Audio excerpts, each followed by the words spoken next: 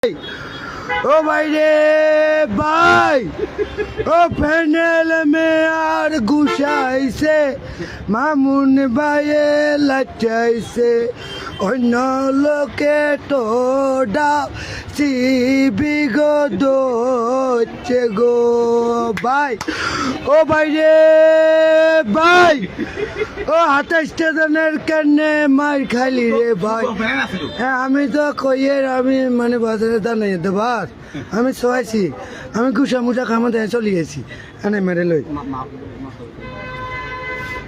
আমি ওইখানে গেলাম